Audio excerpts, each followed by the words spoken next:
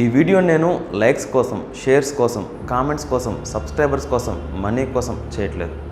నేను రీసెంట్గా తెలుసుకున్న ఒక విషయానికి నా మనసు చెల్లించి ఏం చేయాలో తెలియక, ఫ్రస్ట్రేషన్ ఆపుకోలేక నన్ను ఫాలో అయ్యే వాళ్ళతో షేర్ చేసుకుంటే కొంచెం పరిష్కారం దొరుకుతుందని మీతో షేర్ చేసుకుంటున్నాను. నిజానికి ఈ వీడియోని మా ఇంట్లో వాళ్ళు చేయొద్దని చెప్పారు, కానీ ఈ వీడియో చేయడం వల్ల సమాజానికి మంచి జరుగుతుంది అని అనిపించి చేస్తున్నాను. ఈరోజు నేను మాట్లాడబోయే వ్యక్తి మీలో ప్రతి నలుగురిలో వాళ్ళకి ఖచ్చితంగా తెలుసు.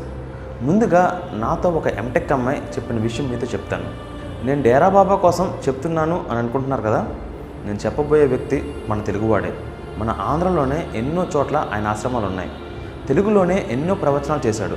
ఆ అమ్మాయి ఏం చెప్పిందంటే, వాళ్ళ ఫ్యామిలీ పూజ గదిలో ఈ స్వామి ఫోటో ఉంటుంది.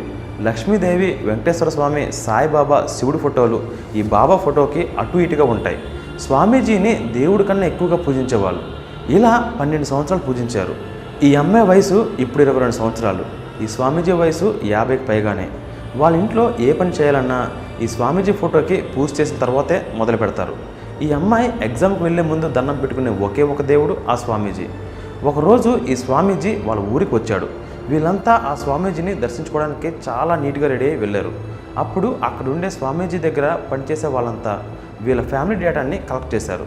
ఆ తరువాత ఒకరోజు ఆ స్వామీజీ ఆశ్రమం వాళ్ళ నుండి ఇంటికి ఫోన్ వచ్చింది. ఈరోజు భక్తుల్లో నుండి లాటరీ తీసి కొంతమందిని సెలెక్ట్ చేస్తాం.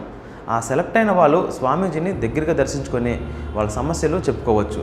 ఇందులో మీ అమ్మాయి పేరు వచ్చింది. మీ అమ్మాయికి ఏదైనా సమస్య ఉంటే స్వామీజీ గారి దగ్గరికి పంపించండి. ఆయన దర్శనం కోసం సాయంత్రం 6 గంటలకు రమ్మని ఒక అడ్రస్ చెప్పారు. ఆ చోటు ఆశ్రమం కాదు, స్వామీజీ యొక్క వేరే భక్తురాలు ఇల్లు. ఆ స్వామీజీ మీద ఉన్న పిచ్చి నమ్మకంతో ఒక్క క్షణం కూడా ఆలోచించకుండా మా అమ్మాయికి స్వామీజీని దర్శించుకునే భాగ్యం దొరికిందని ఆ స్వామీజీ దగ్గరికి పంపించారు. ఈ అమ్మాయి కూడా చాలా ఆనందంగా వెళ్ళింది. అక్కడికి వెళ్ళిన తర్వాత ఆ ఇంటికి బయట స్వామీజీ మనుషులు ఉన్నారు. అమ్మాయిని స్వామీజీ ఉన్న హాల్లోకి వెళ్ళమన్నారు. హాల్లో స్వామీజీ ఒక్కరు ఉన్నారు, ఇంకెవ్వరు లేరు. స్వామీజీ దగ్గరికి వెళ్ళిన తర్వాత నీకు ఏమైనా సమస్యలు ఉంటే చెప్పుకో అని అన్నారు. నాకు సమస్యలు ఏమీ లేవు, నా భవిష్యత్తు బాగుండాలని ఆశీర్వదించిన స్వామి అని అడిగింది. నువ్వు దేవుణ్ణి పూర్తిగా నమ్మితేనే నేను ఆశీర్వదించగలను అని స్వామీజీ అన్నాడు. నేను పూర్తిగా నమ్ముతాను అని చెప్పింది. నువ్వు 100%లో ఎంత శాతం దేవుడికి దగ్గరగా ఉన్నావు అని అడిగాడు. ఆమె ఆలోచించి 95% అని అంది. ఊరికే మాటలు చెప్తే సరిపోదు, నేను పరీక్ష పెడతాను, నిరూపించుకోగలవా అని అన్నాడు. నిరూపించుకుంటాను స్వామీజీ అని చెప్పింది. నా ఒంట్లో మెడ నుండి తొడ వరకు నీ చేతులతో పాము అని అన్నాడు. ఆ అమ్మాయి అది పరీక్షలో భాగమేమో అని అలానే చేసింది. నేను చెప్తే నా శరీరం తాకింది అంటే ఈ అమ్మాయి నన్ను పూర్తిగా నమ్ముతుంది, ఇక నేను నచ్చినట్లు చేయొచ్చు అని అనుకుని ఆ అమ్మాయిని చేయి పట్టుకొని ఇంట్లో ఉన్న బెడ్రూమ్కి తీసుకెళ్ళాడు. అక్కడ మంచం మీద స్వామీజీ పడుకొని ఇప్పుడు తాకు అని అన్నాడు. ఆ అమ్మాయి అలానే చేసింది. ఇలా కాదు, బట్టల లోపల నుండి తాకు అని అన్నాడు. అప్పుడు కూడా నేను పరీక్షలో ఎలాగైనా నెగ్గాలి అని ఆ అమ్మాయి అలానే చేసింది. అప్పుడు స్వామీజీ, ఇప్పటి వరకు పెట్టిన పరీక్షలో 50% పాస్ అయ్యావు, ఇప్పుడు అసలు పరీక్ష పెడతాను, దానితో తెలిసిపోతుంది నువ్వు దేవుడికి ఎంత దగ్గరగా ఉన్నావో అని. ఇప్పుడు నీ ఒంట్లో 3 ప్రదేశాలు చెప్పు, నేను ఆ ప్రదేశాల ద్వారా నీకు కాస్మిక్ ఎనర్జీని పంపిస్తాను అని అడిగాడు. దానికి ఆ అమ్మాయి నా తల, నా భుజాలు, నా కాళ్ళ పక్కన అని చూపించింది. అప్పుడు ఆ స్వామీజీ ఎక్కడా వదలకుండా తల నుండి తొడ వరకు ఆ అమ్మాయిని ఒళ్ళంతా తడిమాడు.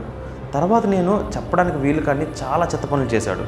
ఆ అమ్మాయికి ఏదో తేడా జరుగుతుంది అని అనిపించింది. ఆ అమ్మాయిని బట్టలు విప్పు అని అన్నాడు. అప్పుడు ఆ అమ్మాయి, వీడు నాకే తెలియకుండా పరీక్ష అనే పేరుతో శారీరకంగా నన్ను వాడుకుంటున్నాడు అని అర్థం చేసుకుంది.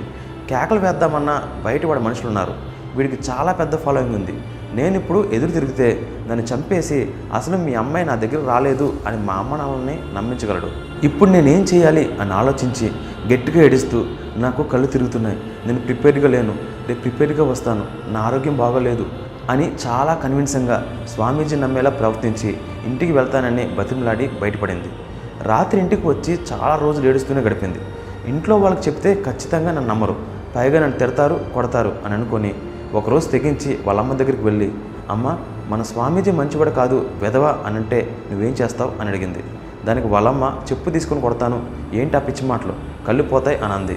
నేను చెప్పింది నిజమే అని జరిగిందంతా వాళ్ళమ్మకు చెప్పింది. అప్పటికే వాళ్ళమ్మ, నువ్వు అబద్ధం చెప్తున్నావు కదా అని అడిగింది. శారీరకంగా అత్యాచారం చేయబోయాడు అని ఏ కూతురైనా వాళ్ళమ్మకి అబద్ధం చెప్తుందా? అంటే వాళ్ళమ్మ వాళ్ళు స్వామీజీ విషయంలో అంత పిచ్చిగా ఉన్నారు. ఫ్రెండ్స్, ఒక మోస్ట్ ఇంట్రెస్టింగ్ కథ చదివితే చాలు అది ఒక మనిషి జీవితాన్నే మార్చేస్తుందంటే మీరు నమ్ముతారా? కేవలం ఆ కథ మీ పిల్లలకి చదివి వినిపిస్తే చాలు వాళ్ళ జీవితానికి కావాల్సిన విలువలు నేర్చుకుంటారు అంటే మీరు నమ్ముతారా? మీరు జీవితంలో అనుభవిస్తున్నా లేక రాబోతున్నా ఎలాంటి సమస్యకైనా పరిష్కారం ఒక కథ చదివితే చాలు మీకు దొరుకుతుంది అంటే మీరు నమ్ముతారా? Yes, it's possible only with the greatest epic ever told in the history of mankind. It's the Mahabharata. ఈ కథ ఒక సూపర్ హిట్ మూవీ కన్నా 100 రెట్లు గొప్పగా ఉంటుంది. It's a challenge. విక్రమాదిత్య మాటలో రాసిన మహాభారతం పూర్తి కథ 2 భాగాలలో పుస్తకం ఇంకా ఈబుక్ రూపంలో అమెజాన్ ఇంకా 43 ఆన్లైన్ స్టోర్స్లో దొరుకుతుంది. ఈ పుస్తకం ప్రపంచవ్యాప్తంగా 54 భాషల్లో దొరుకుతుంది. లింక్స్ ఈ వీడియో కింద డిస్క్రిప్షన్లో ఇచ్చాను, వెంటనే ఆర్డర్ చేయండి. ఎందుకంటే ఇది కేవలం ఒక పుస్తకం మాత్రమే కాదు, ఇది నీ జీవితానికి కావాల్సిన గ్రంథాలయం. తరువాత వాళ్ళమ్మ నమ్మి ఆ స్వామీజీ ఫోటోల్ని, క్యాలెండర్స్ని అన్నీ బయటపడేసి నిప్పంటించింది. ఈ ఒక్క అమ్మాయే కాదు, ఆ స్వామీజీ చేతిలో చాలామంది బలైపోయారు. ఈ అమ్మాయి ఎంటెక్ చదువుకుంది, తెలివైన అమ్మాయి కాబట్టి తన ఆలోచనలతో తెలివిగా బయటపడింది. కానీ ఆ సమయంలో షాక్లో ఉన్నవాళ్ళు, భయపడేవాళ్ళ పరిస్థితి ఏంటి? ఒక్కసారి లొంగిపోతే వాళ్ళ బతుకులు ఇంకా బాధాకరంగా మారిపోతాయి.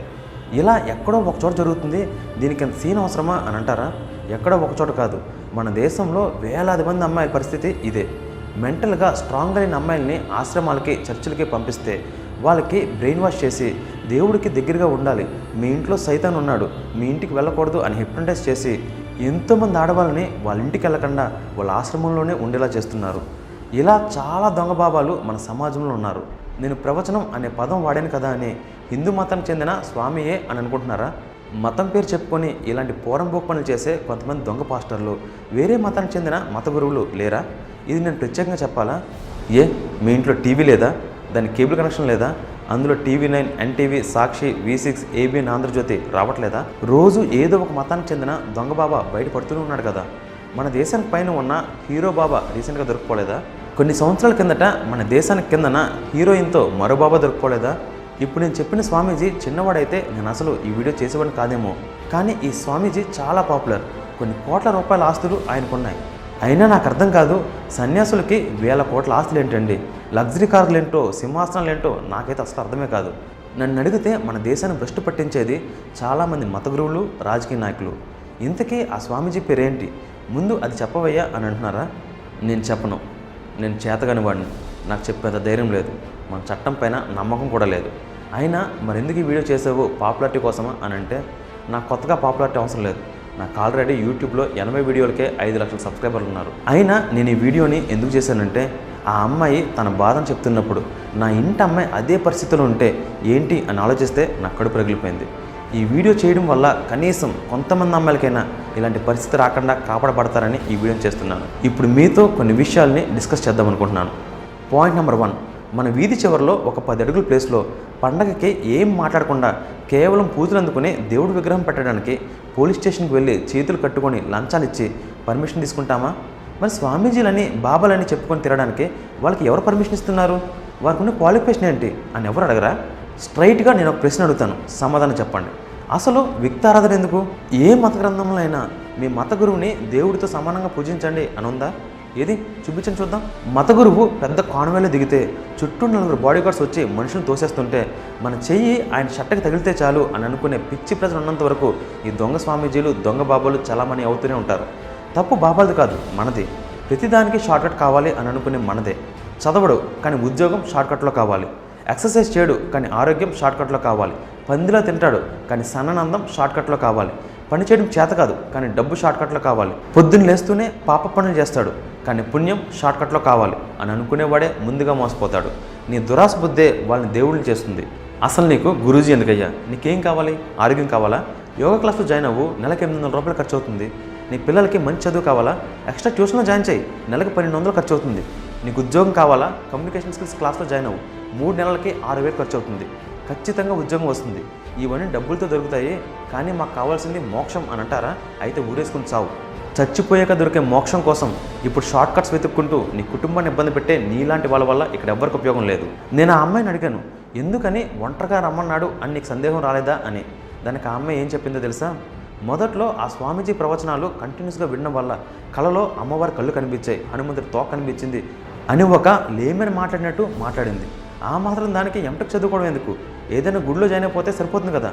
మీరు అదే ధ్యాసలో ఉంటే అవే కళ్ళు వస్తాయి. ఇప్పుడు మీకు ఒక ఎగ్జాంపుల్ చెప్తాను. 10 మంది ఒక వ్యాన్లో హైదరాబాద్ నుండి శ్రీశైలం వెళ్తున్నారు.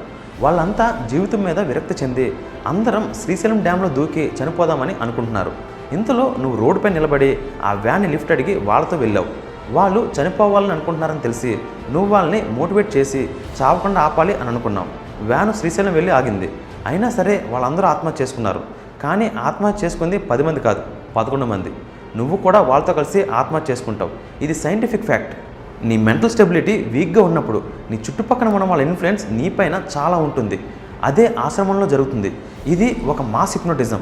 తల మీద చేయి వేస్తే కింద పడిపోవడం, నీళ్లు కొడితే మైకం రావడం, పూనకం వచ్చి గురువు ముందు గంతులు వేయడం, ఇదంతా భక్తి కాదు, పిచ్చి, పీక్స్లో ఉన్న పిచ్చి. 2017లో మన భూమిపైన మనిషి రూపంలో ఉన్న దేవుడు లేడు అన్నది నా ఒపీనియన్. ఇక్కడ మీరు 2 విషయాలు గుర్తుపెట్టుకోండి. నేను అందరు గురూజీలు ఇలాగే ఉన్నారు అని చెప్పట్లేదు, కానీ 100కి 99 మంది ఇలానే ఉన్నారు. ఆ 100వ వ్యక్తిని వెతుక్కొని శిష్యరికం చేయాల్సిన అవసరం లేదన్నది నా ఒపీనియన్. నాకు సద్గురు అంటే చాలా ఇష్టం. ర్యాలీ ఫర్ రివర్స్ అని దేశం మొత్తాన్ని ఒకే బాటలో రైట్ డైరెక్షన్లో గైడ్ చేస్తున్నాడు.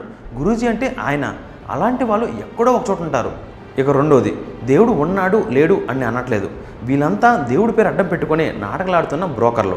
బ్రోకర్ అనే పదం ఎందుకు వాడానంటే, మనం కడుపు నిండుగా తినడం కోసం కష్టపడే దేవుడు రైతు. రైతు దగ్గర బ్రోకర్లు రూపాయి పావలాకి టమోటాలు కొని భక్తులమైన మనం అది తినడానికి మనకి 20 రూపాయలకు అమ్ముతున్నారు. ఆ 19 రూపాయల ముప్పావలా ఆ బ్రోకర్ తింటున్నాడు. దీన్ని బట్టి మీరు అర్థం చేసుకోండి. మీరు నమ్మిన దేవుడిని పూజించడంలో తప్పే లేదు. దానికోసం గుడికి వెళ్ళండి, దేవుడి విగ్రహాన్ని చూడండి, ప్రార్థించండి, ప్రశాంతంగా గుడి గట్టుపైన కాసేపు కూర్చోండి. బయటకు వచ్చి ఆకలిగా ఉన్న వాళ్ళకి 10 రూపాయలు సాయం చేయండి. అందులో ఉంటుంది భక్తి. ఇదంతా నేను ఎవరి కోసం చెప్పానో ఆ గుమ్మడికాయ దొంగలకి తెలుసు. వాళ్ళ చేతులు బలైపోయిన అమ్మాయిలకు తెలుసు. ఆ అమ్మాయిల బాధను చూసిన వాళ్ళ తల్లిదండ్రులకు తెలుసు. నేను ప్రత్యేకంగా వాళ్ళ పేరుని చెప్పాల్సిన అవసరం లేదు. ప్రస్తుత సమాజంలో మనకి దేవుడు అవసరం లేదన్నది నా ఒపీనియన్. ఎందుకంటే మనం దేవుడిని వెతుక్కుంటూ దెయ్యాల దగ్గరికి వెళ్తున్నాం. జాగ్రత్తగా ఉండండి. ఈ వీడియో చేసిన పర్పస్ ఒకటే, దీనివల్ల నిజం తెలుసుకొని కొంతమంది అమ్మాయిలైనా కాపాడబడతారని. ఇలా మీలో స్వామీజీ వల్ల కానీ గురూజీ వల్ల కానీ ఎవరైనా సఫర్ అయి ఉంటే ఆ స్వామీజీ పేరుని కింద కామెంట్ చేయండి. ఆ స్వామీజీ ఎవరో అందరూ తెలుసుకొని వాళ్ళ దగ్గరికి వేరే అమ్మాయి వెళ్ళకుండా జాగ్రత్త పడుతుంది. ఈ స్టేజ్లో ఉన్న నేను ఏ స్వామీజీ పేరుని చెప్పకూడదు. ఎందుకంటే నేను ఏదైనా పేరు చెప్తే ఈ వీడియో వెంటనే బ్లాక్ చేస్తారు. ఇలా పేరు చెప్పడం వల్ల ఆల్రెడీ యూట్యూబ్లో చాలా వీడియోస్ బ్లాక్ అయ్యాయి. ఈ మెసేజ్ చాలామందికి చేరాలనే నేను ఆయన పేరు చెప్పట్లేదు. అయినా దొంగలు ఏదో ఒక రోజు దొరికిపోతారు. ఇకపైన ఏ ఒక్క చెల్లి ఇలా బాధపడకూడదు. నా పేరు విక్రమాదిత్య. మళ్ళీ కలుద్దాం. ఫ్రెండ్స్, నెక్స్ట్ ఎపిసోడ్లో కంటెంట్ వేరే లెవెల్లో ఉంటుంది.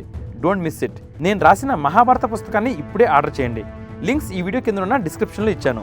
అలాగే ఇప్పటి వరకు నా ఛానల్ని మీరు సబ్స్క్రైబ్ చేసుకుని ఉండకపోతే వెంటనే సబ్స్క్రైబ్ చేసుకోండి. Till then take care.